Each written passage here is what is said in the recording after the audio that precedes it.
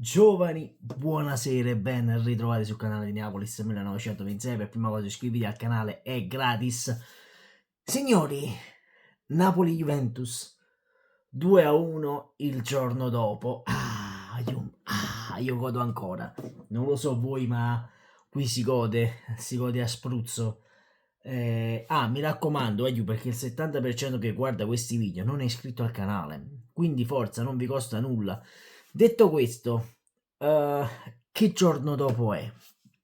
Perché io sento molti commenti da parte degli Juventini dicendo la Juventus non meritava di perdere, e fino a qui ci stiamo.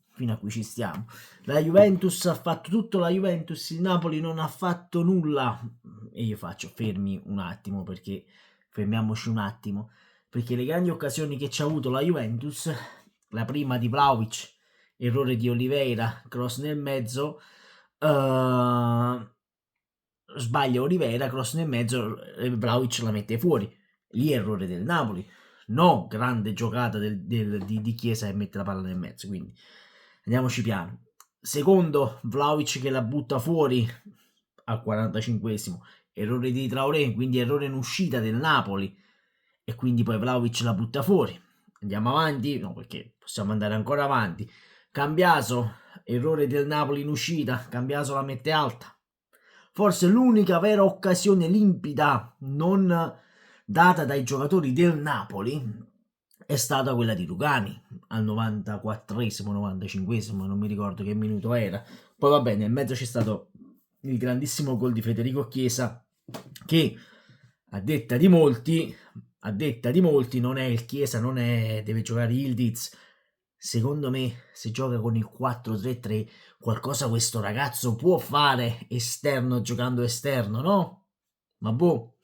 Però quando io mi sento dire il Napoli non ha fatto nulla, a me viene da ridere, perché il Napoli, a parte che ci ha avuto più possesso palla, ma il possesso palla conta poco. Però se andiamo a vedere il numero dei tiri in porta e fra tutto, ragazzi, dai, il Napoli non è che ti dico meritava la vittoria, anzi il pareggio era giustissimo. Però non mi potete venire a dire che il Napoli ha fatto due soli tiri in porta. Cioè, il primo tempo, Szczesny si è salvato, nel primo tempo. Quindi non diciamo fesserie. Ve l'ho detto, è stata una bellissima partita, bella e combattuta. E io oggi voglio elogiare Calzona, perché il Napoli sta tornando a correre. Il Napoli al gioco. Si inizia a intravedere qualcosa. Quindi per il futuro, e io spero in una riconferma di Calzona, anche se non dovesse arrivare in Champions League, ragazzi, non me ne vogliano quelli che dicono: ma se non arrivi in Champions League non me ne frega niente. Almeno ci evitiamo un anno, 3-4 mesi a dire l'allenatore nuovo, dobbiamo De Laurentiis, il DS, perché poi si sta parlando anche del nuovo DS, si parla di quello dell'Atalanta, che lo prenderei subito a Napoli, sono sincero, il DS dell'Atalanta, perché ha fatto un grandissimo mercato all'Atalanta, varie scoperte, fra tutti Lookman, che giocatore che è Lookman, che giocatore che è Lookman, e scusatemi, e ecco, quindi impostare già il futuro, perché la partita di ieri ha dato molte impressioni buone di Calzona a Napoli, quindi ecco, la riconferma di Calzona secondo me ci può stare tutta, la riconferma di Calzona, e poi vabbè, bisognerà tutto vedere Aurelio De Laurentiis, bisognerà vedere tutto Aurelio De Laurentiis, che ieri ha fatto uno show, si è messo a saltare quando hanno fatto Chi non salta è Juventino, ha fatto uno show pre Napoli-Juventus, quando si è arrabbiato con DAZN, che poi giustamente si è arrabbiato con DAZN perché lui ha detto: fateci cambiare la partita, non ce la fate fare il 30, fatecela fare il primo la partita, perché poi naturalmente noi abbiamo Calzona che il 27 è con la Slovacchia e noi siamo senza allenatore, chi se ne fregano da zona, che cazzo se ne fotte. Figurati se il lunedì danno la partita di Napoli-Atalanta, big match, glielo danno a Sky in coesclusiva, quindi ragazzi è inutile soffermarci su queste cose, il calcio ormai è business, non se ne fottono, cioè lo vedete che pure le partite del sabato sera non ci sono più i big match, proprio per questo motivo, è una stronzata allucinante, è una cosa proprio che io non concepisco, è veramente una cosa che io non concepisco, anzi, era meglio quando c'era tutto in mano a Sky, sono sincero, io l'ho sempre detto, Sky stava avanti anni luce. Comunque parliamo della partita di ieri. La linea difensiva Wagyu si è comportata benissimo, benissimo, e anche Juan Jesus si è comportato veramente veramente bene. Forse Di Lorenzo, Wagyu Di Lorenzo non è ancora al 100%, Olivera non mi è piaciuto per niente.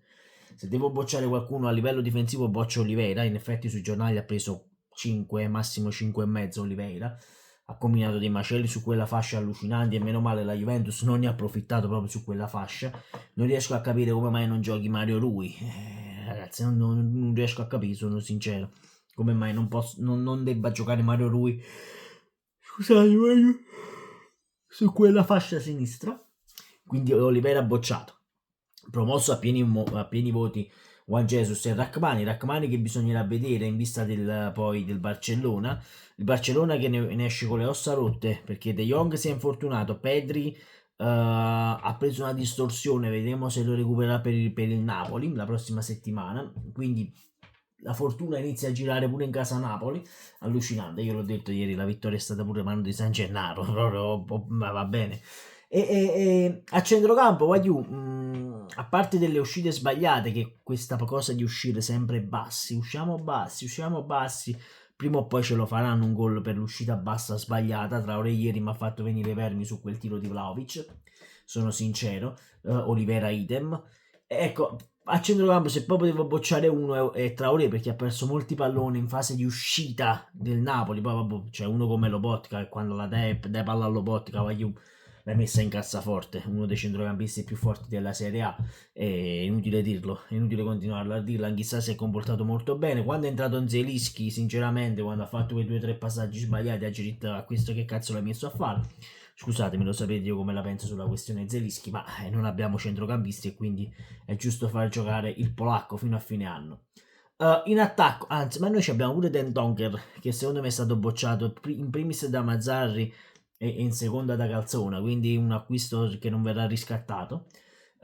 In attacco Aiu, grandissima partita di Kvara, sinceramente molto meglio sia di Politano che di Osimhen. Osimhen non mi è piaciuto, Aiu. Però dobbiamo dire che Osimhen, quando c'è Osimhen, si sente perché ti porta via 2 uomini, e quei 2 uomini che marcavano Kvara, due te li porta sempre via. Poi grandi battibecchi con Bremer ieri sera, grande lotta, Wagyu. Poi l'ho detto, Politano non mi è piaciuto tanto, cioè io l'ho visto pochissimo Politano, sono sincero, forse su quel tiro deviato da Szczesny, se non sbaglio l'ha tirato lui quella punizione, e che ha fatto un doppio intervento Szczesny, però poi per il resto Politano non si è visto. Però ecco, va bene, serviva, io l'ho detto quando guardavo la partita, ho detto serve una giocata di Kvara per sbloccare la partita, e questa giocata è arrivata, quando io vi dico che è il giocatore più forte della Serie A, perché è il più forte, il più talentuoso, c'ha tutto quel giocatore, tutto, tutto, e poi l'esultanza. L'esultanza di Kvara ieri sera è stata un'esultanza magnifica. Cioè, voglio che fa, io resto qua.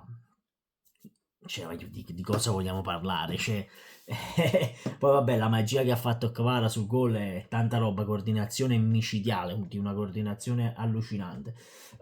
Chiudo questo video parlando un attimo di De Laurentiis, anzi già ne abbiamo parlato di De Laurentiis e già del DS, scusatemi, quindi no, abbiamo già parlato di tutto praticamente.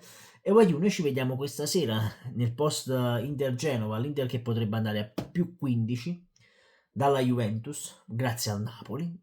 Noi ci mettiamo in carreggiata perché il quinto posto è a meno 4.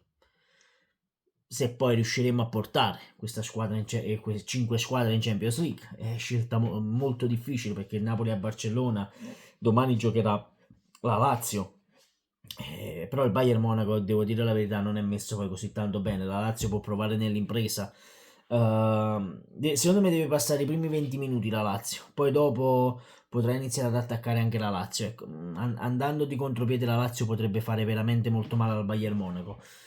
Comunque, noi ci vediamo questa sera per il post partita di Inter Genova. Il campionato è già andato, è già chiuso, però noi puntiamo a quel famoso quarto posto che, visto il Bologna come gioca, la vedo molto molto difficile. Comunque iscriviti al canale, sempre comunque forza Napoli. Ciao.